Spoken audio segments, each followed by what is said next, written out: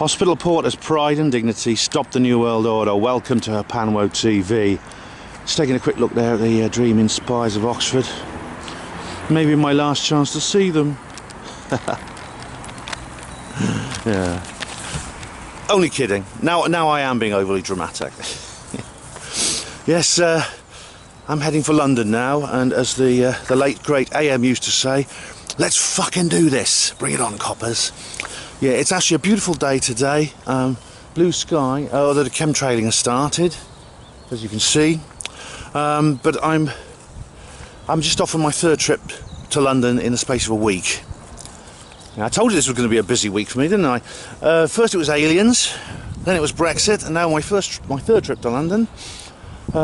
Just 5 days after my first one is I'm going to be grilled by the police. Okay, but that's not a problem. I think I'm feeling a lot better actually than I did when I made that last movie.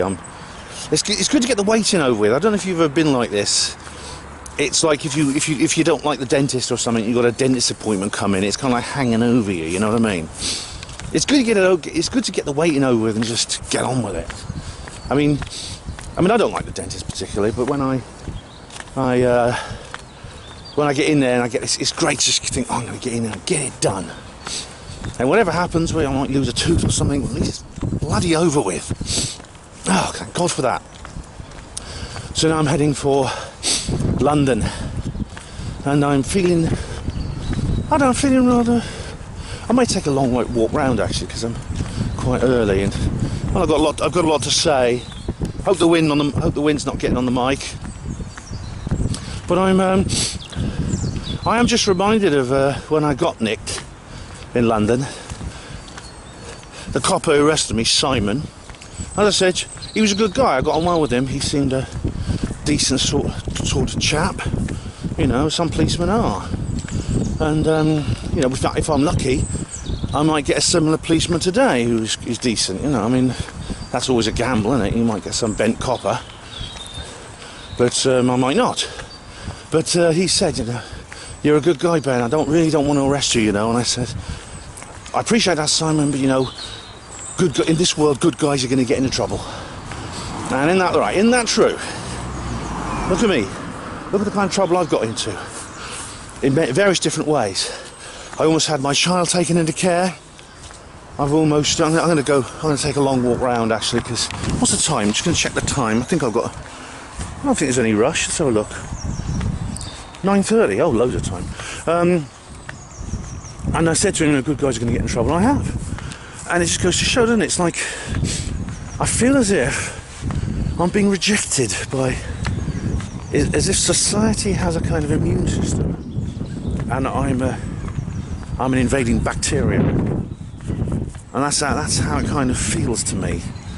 That's what I mean by being rejected, being attacked by the immune system of society.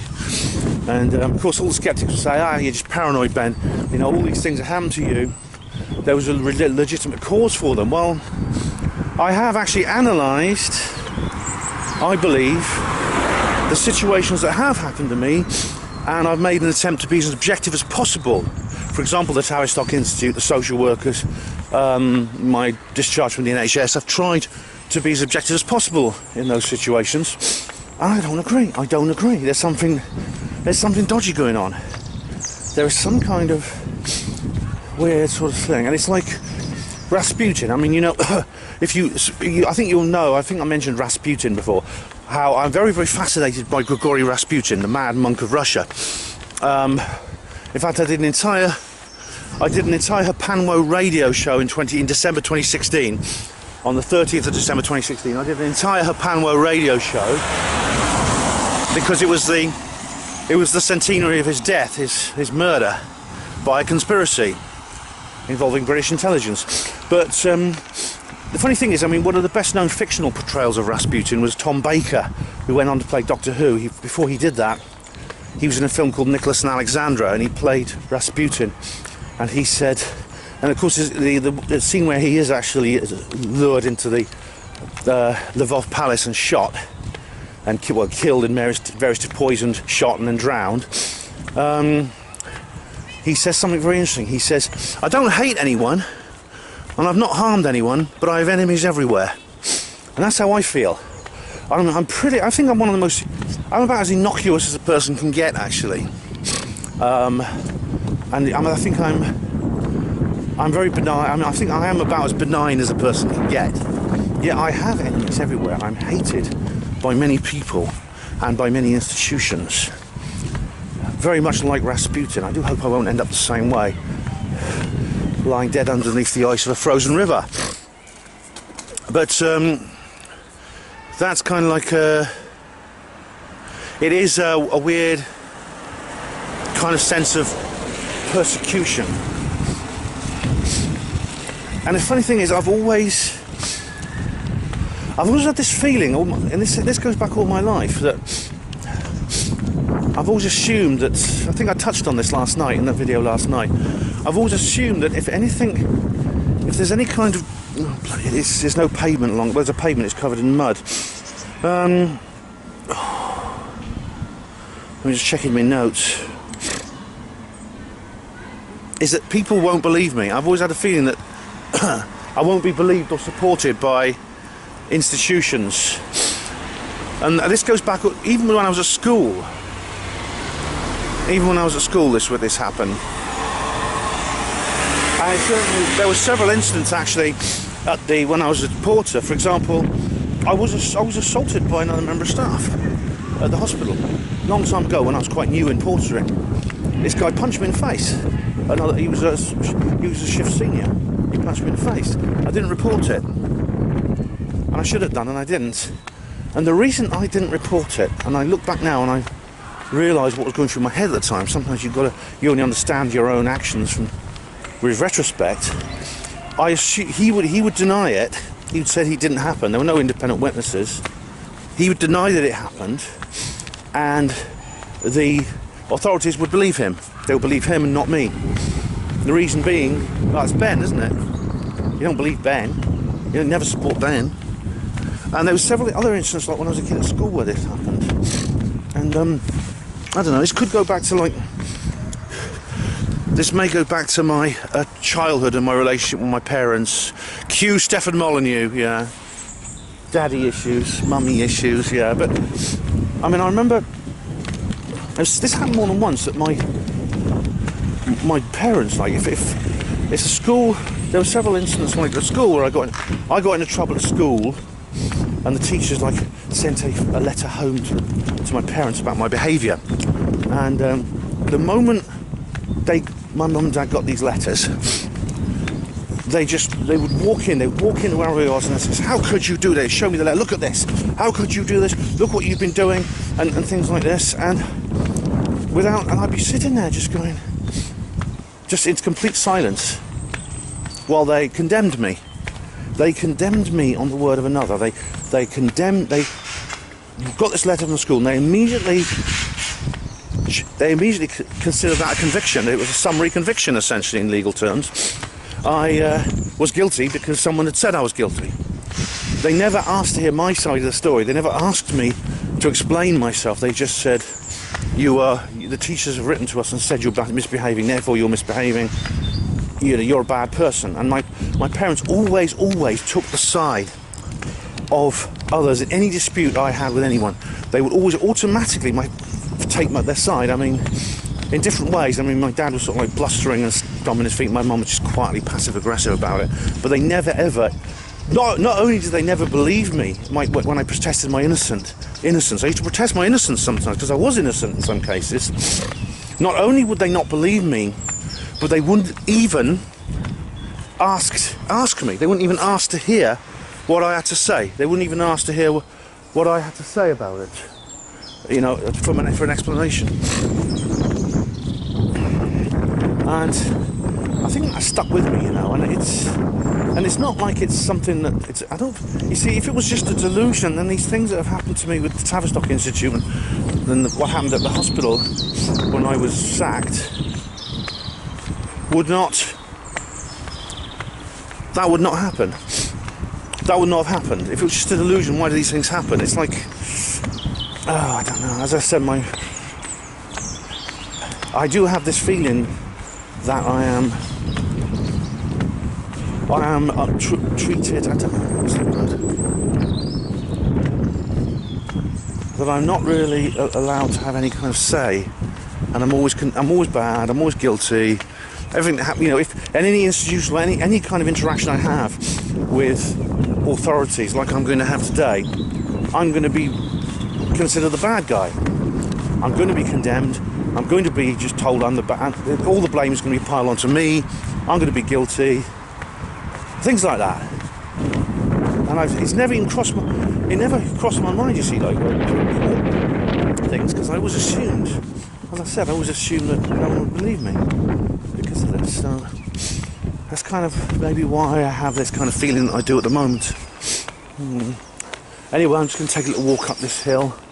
I'm here at Headington Hill, and I'm going to go to the coach stop just a long way round.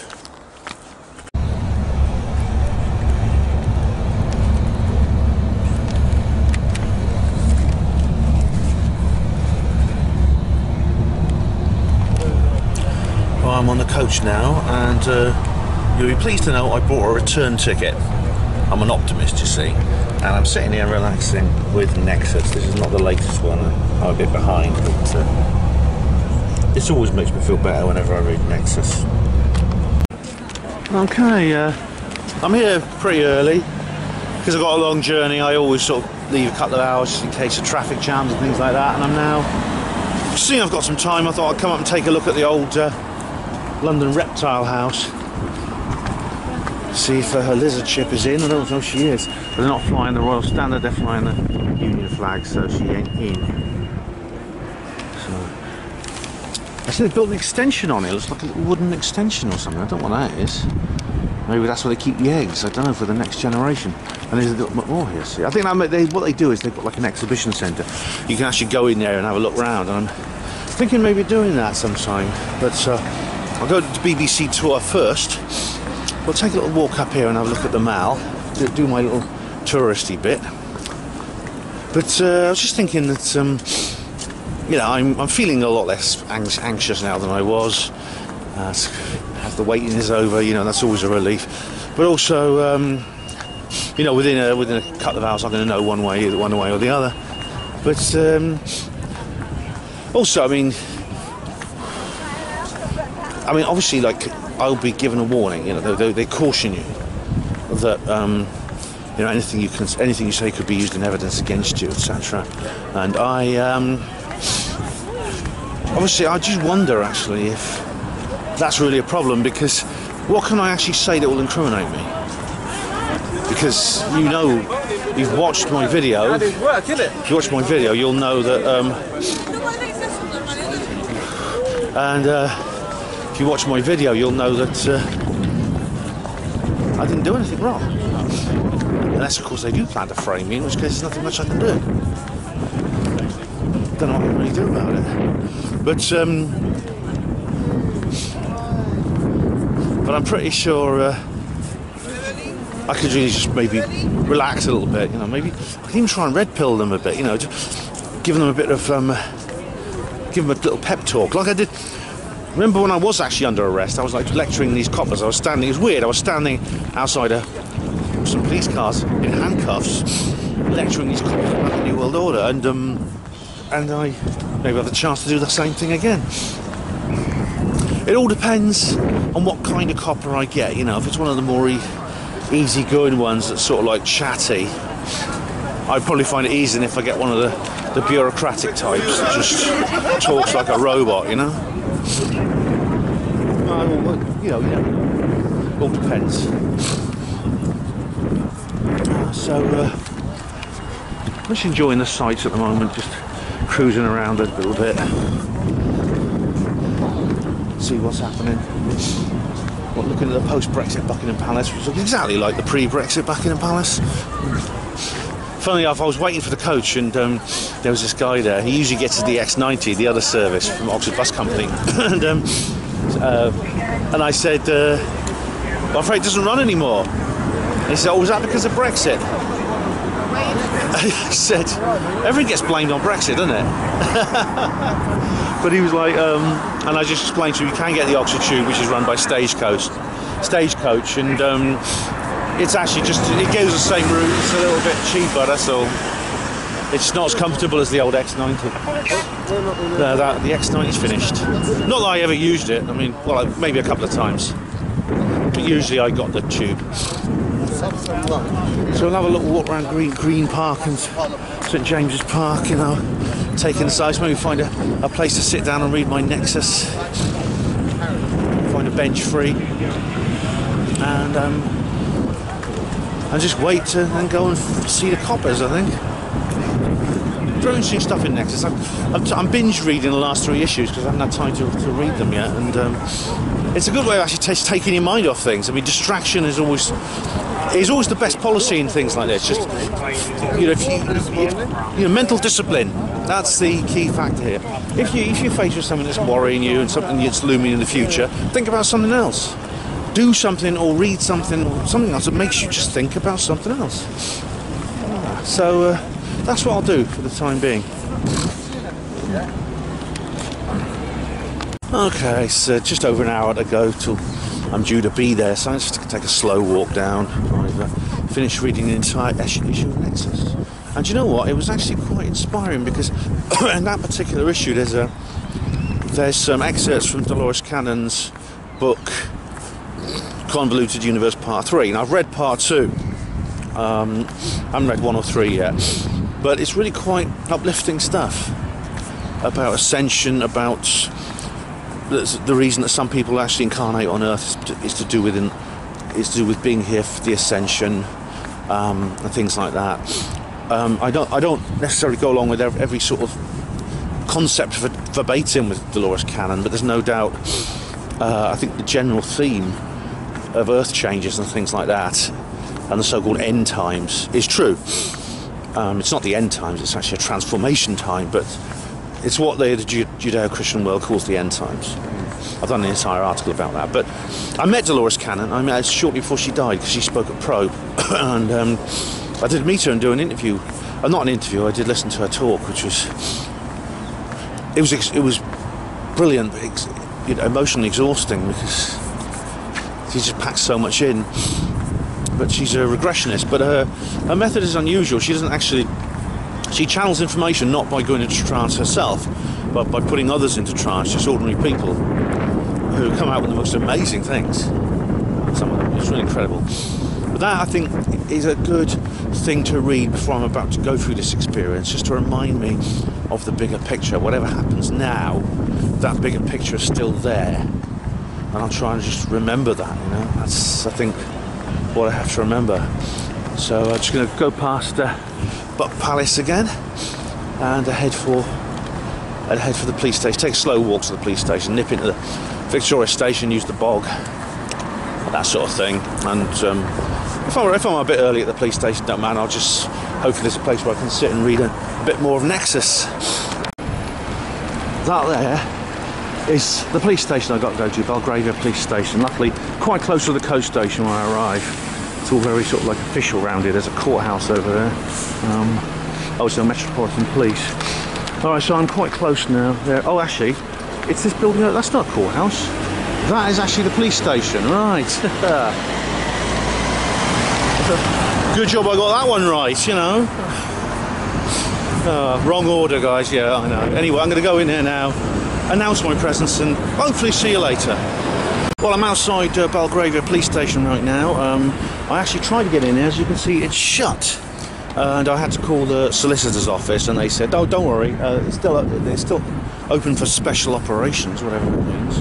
I'm not familiar with police parlance. And don't worry, he said, because my solicitor will come and pick me up from outside here and take me around the back when he arrives. But I didn't know that was the case. I could have easily made a mistake here, you know. Anyway, why did see when it's like this? It already looks like a jail, doesn't it?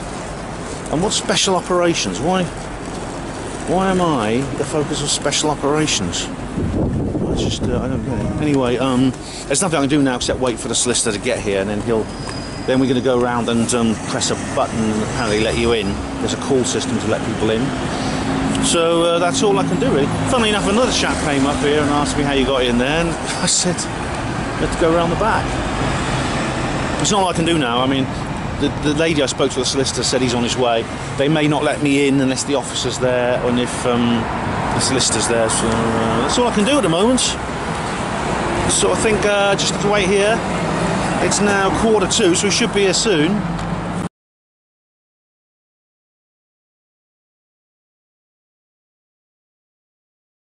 Right, I'm out. It's...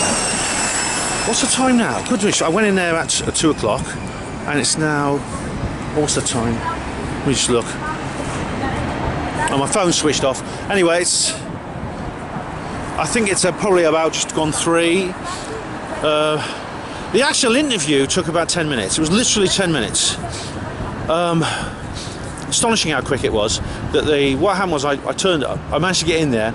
I met my solicitor outside. Basically, I went round to the back, and then the police lady was there, and she was the one actually conducting my interview. Pretty young lady, you know. A lot of police women are these days.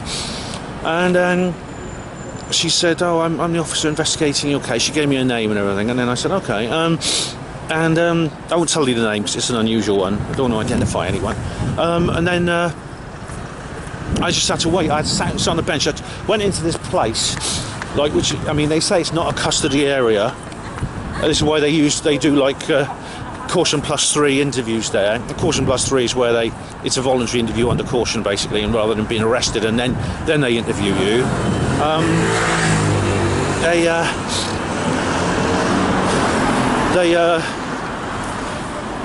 But there's still a desk and everything there. It's very similar to the one, the Walworth Nick, where I was kept, and there are doors with locks and things like that. So even though it's not officially a custody area, it looks like one. But apparently, maybe that's because it used to be. I don't know. But then my solicitor turned up, and I went into a room, and like I talked to him for about 20 minutes. Like, we just discussed the case, and he just said, "Look, they've got some they've got CCTV footage of you, but they won't show it to me. And they say it's only a short clip of you where you may be behaving where Mr. Emlyn-Jones may be behaving in an aggressive manner." And they say, well, they won't divulge it to the solicitor. Now, what he said to me, he told me that when that happens, it means they probably don't really have much evidence on me. And the reason for the interview is basically they're hoping I'll say something that will incriminate me some more. So he said he seemed quite relieved. He said he didn't think there was any problem. He said, "It looks like they haven't got much on you." And then he said, "You've got several options here because you're under caution +3. That is, you can leave at any time. You're not under arrest. You can leave at any time. But if you do, it'll look suspicious, and they may arrest you anyway." So he says he advised me to cooperate. You could do a no-comment reply interview, which is where you just say no comment to every question asked. And he says you could do that because if they don't have much on you, then you can't say anything that might incriminate you. He says he wasn't sure what I should do, and he asked me my opinion. He says if you do a no-comment reply interview, they will simply say you can't, like, because sometimes you can let things slip in an interview, you know, if you and they said, so if you say no comment, you can't do that. But if you answer the question correctly, it's better position legally if you end up in court, because, you know, if you do no comment interviews and then you go to court and you come up with some kind of statement, it carries less weight legally. This is where that's in the pace caution, you know, you may harm your defence if you do not mention when questioned. See, that was added to the pace, I think, in the 1980s, the pace laws, which is the arrest, which is about the arrests and things like that. And so I said, "Oh, I'll answer the questions. I'll take full responsibility for it. I'll answer because, to be honest, what can I say that would incriminate myself? I'd have to lie, wouldn't I? I'd have to lie to incriminate myself, and I'm not going to do that." So he said, "Okay, we'll do that because it looks like you're in a pretty safe position. So just answer their questions." So then the police lady came back with a second, a chap who came back, and then we went to a different room where they got like this computer screen, and she took out these CCTV discs. I'll try and go somewhere a bit quieter. And she put, it was what discs? DVD discs or audio discs? Data collection discs, digital ones, you know.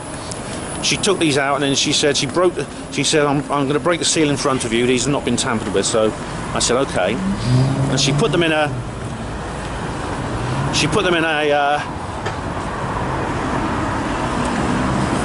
oh, it's very noisy here. I'm just going to go. I'm going to find somewhere quieter, if that's possible in central London. A bit quieter, isn't it? So she said she was breaking the seal in front of me just to show they were clean discs, you know. And then she put them in this machine. I couldn't see the machine very well. It's like in the bill, you know. You're sitting at a table. It's a big windowless room with padded walls. I mean, like it's a padded cell or something. And then she then said she started pressing buttons on this computer, which is like embedded in the wall. It's like a tablet embedded in the wall. And I sat on one side. She sat on one side with the other copper.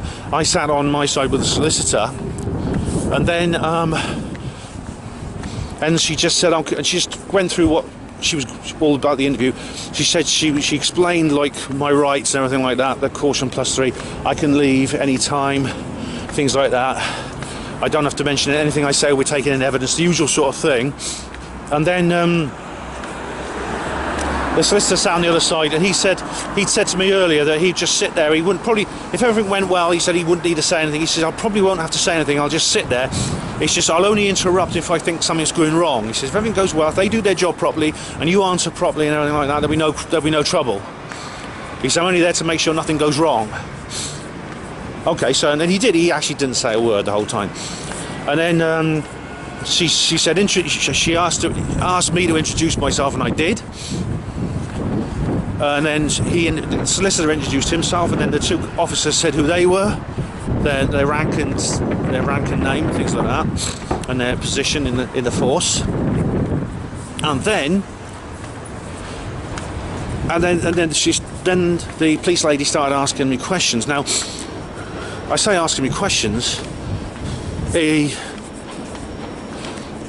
was a strange thing actually, because she basically just like had a list of things, like almost like boxes to tick, and she just asked me what happened. She said, can you explain what you were doing in Parliament Square on the 7th of September? And I said I was there to attend a protest. And she then said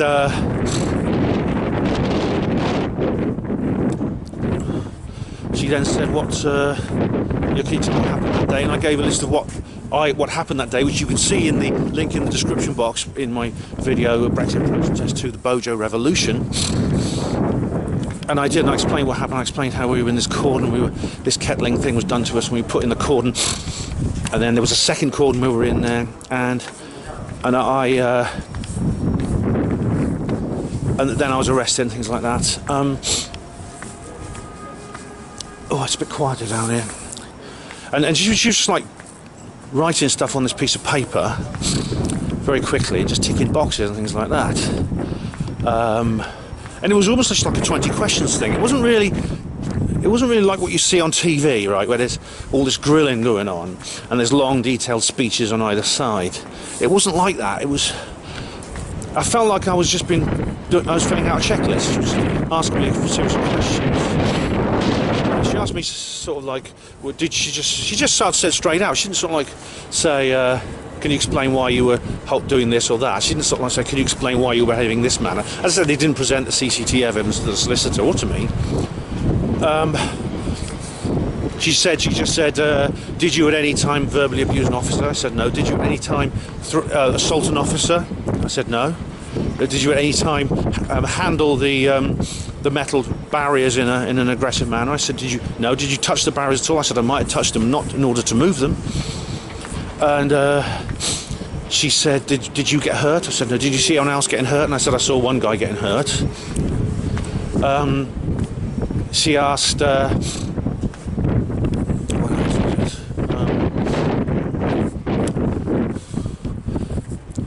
she then just said, are you? Oh yes, she said, are you a member of the DFLA? That's the Democratic Football Lads Alliance. And I said no. That's it. And I swear the whole thing took 10 minutes. And she said, oh, thank you very much. That's it. She had the interview terminated, and she gave the time. And then she She then took the CD out. She took the CD or DVD thing out of the machine, and she put it back in this box. And she said there's like a sticky seal, but it's got like a form on it, and I had to sign that. And it was sealed up in front of me. It was like a proper seal, it was like a security seal. And she did. This was all done in front of me. She said, I have to do this in front of you, so you can see that it's all, and in front of your solicitor, so that you can see it's all done according to plan. And she said, that's it. Thanks for coming. She said, I really didn't think it would be that quick. I really didn't. And I spoke to the solicitor afterwards, and he just said, look, he said, they'll get back to you, and it'll probably be NFA, no further action. Or if they're going to charge you, they'll let you know as well. It may be a couple of months because they've got a lot of backlog of work. And he said to me, he said, look, he said, between you and me, this is probably just like it was probably they've just been told to pursue this particular case, and maybe you just they just drew your name out of a hat or something. You know, they just did investigate you and not other people. I said, all right, okay. It's the old it's the old I dotting and T crossing the target thing, you know, the targets, things like that. Oh. So I'm pretty relieved. I think it's gone well, and I feel a lot better now that's done. And you know, there was none of the sorry, but if the wind's on the mic, I'm sorry about that. I'll raise my voice slightly. She asked me, did you? I said I didn't raise my voice at any time in this thing as well. On the subject of voice raising, that just reminded me that I didn't raise my voice at any time. And she then just said, oh, and then that was it. I could go. That was the end of it. They're nice people, these coppers. I mean, they're not. It's like the guy who arrested me. You know, they were all right. You know, they were polite, and they were polite, and they were gentle with me the whole time. So, and there was none so far. Nothing. I mean, I don't know for sure that I'm. You know what I was talking about in the previous film. You know, I might not be back. I don't know for sure that this is the end of it. The solicitor says I don't think there's going to be any problems, but again, this doesn't eliminate the possibility there's some sort of stitch-up going on here, but it makes it, I think it makes it less likely. I feel better about it now. I mean, they didn't make any, if they are trying to stitch me up on anything, they didn't make any attempt at this juncture, so hopefully that's the end of the bloody thing. And that is the time there, you can see on Victoria Coast Station. It is 3:15, that's bloody quick, an hour and a quarter. So now I think I'll go home. I'll say a few more words when I get home. I'm a bit tired actually. So I'm going to head for the coach station, and I'm going to head for Oxford. And I'll say a few more words when I get there. Oh, I'm back in Oxford now, and it is a relief. It's a huge relief that this is done. It really is.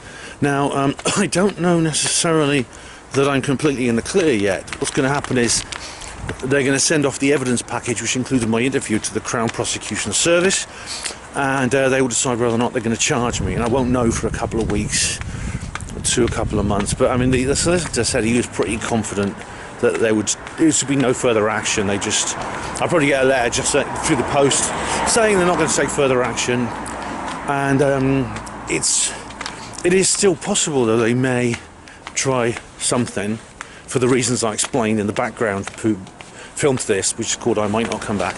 I'll put a link in the description box to that, of course. But it seems unlikely. I mean, if this was some sort of, I could say, some kind of attempt to frame me like they did Helen Duncan, they would have probably already arranged it, which means that I wouldn't have been allowed to leave the police station. After the interview, they'd arrested me, and then I'd have been in court the next day. That's what I think would have happened. I mean, I may be wrong, but that's what I think would have happened if that was their plan. If it was their plan, that's what they'd have done. Oh yeah, it's so we'll have to just wait and see. I think we'll have to just wait and see.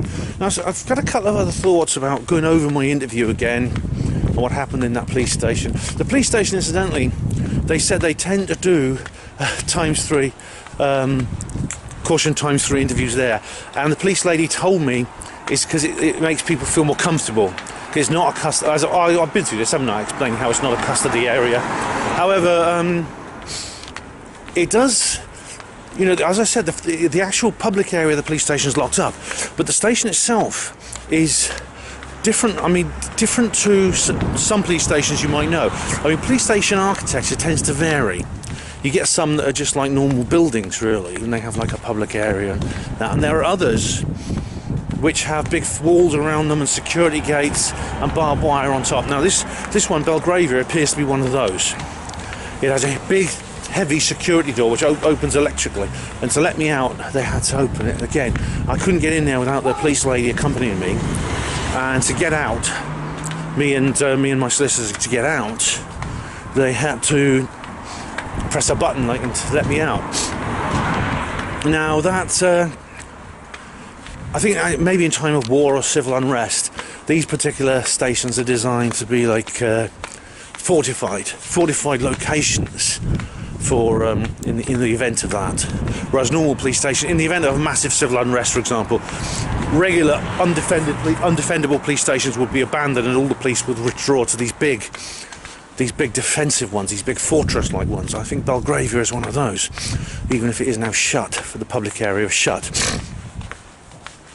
I've also had a thought about another thing that crossed my mind was the padded walls. Now, I said it was like a padded cell. The interview room was this windowless chamber, and you've seen them on. You've watched the Bill and the Sweeney and things like that. You know, there's like these seats and a table, and you just sit down, and there's a recording machine, as I've described, and the walls have padding on them like a padded cell.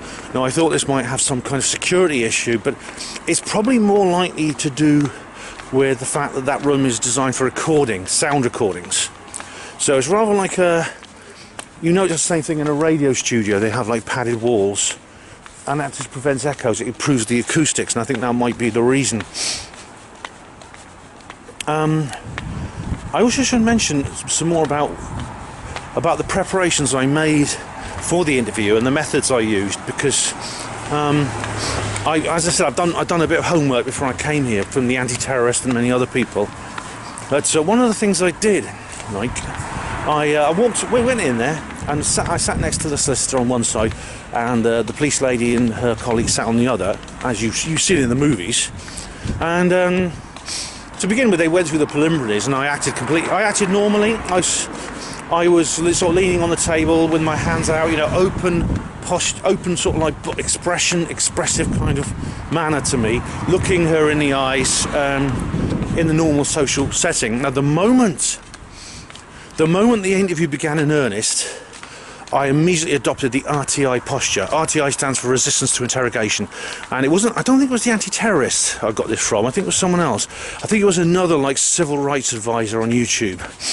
I can't demonstrate while I'm holding the camera, but basically, the resistance to interrogation posture is where you sit upright with your feet on the floor in front of you, knees together, hands clasped on your lap, your head bowed and your eyelids drooped, so you're not making eye contact with any of the others, and you keep your face completely devoid of expression.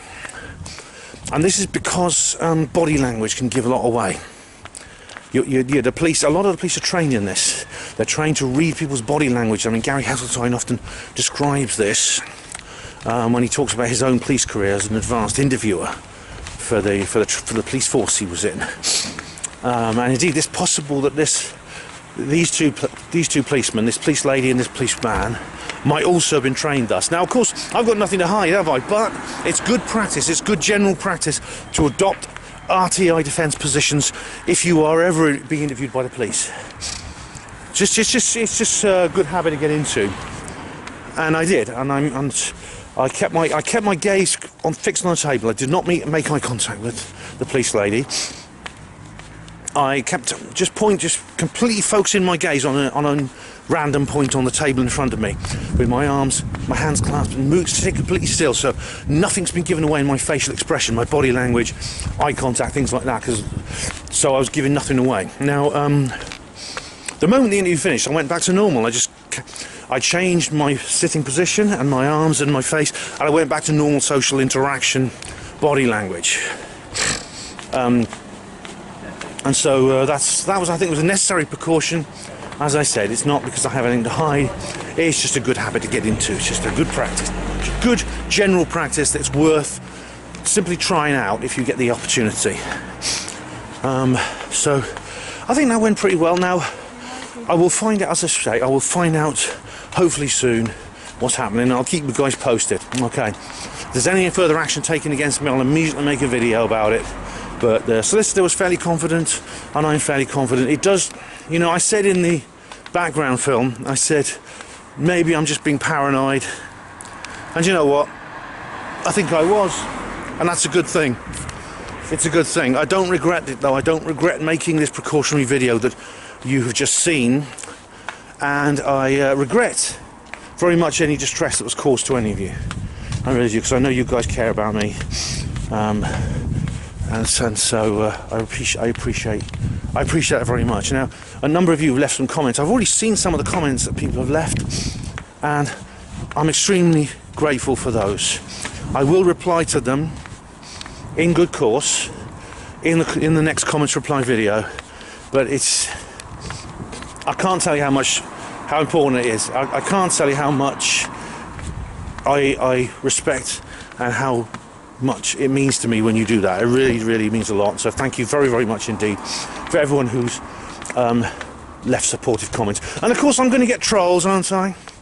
I'm going to get trolls. I've no doubt I'm going to go in, look at the comments, and somewhere, probably in more than one comment, there's going to be a hashtag #LockBenUp or something similar. Well, I'll have a good laugh with those when I get to the comments reply videos.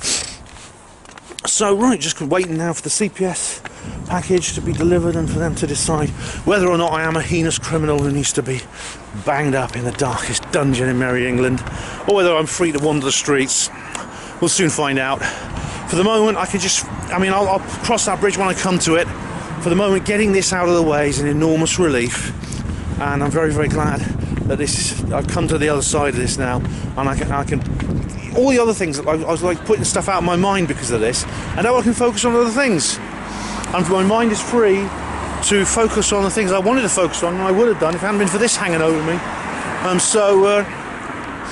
Once again, there'll be more videos coming soon. Thank you very much for watching Panmo TV. Hospital Porters, pride and dignity, stop the New World Order.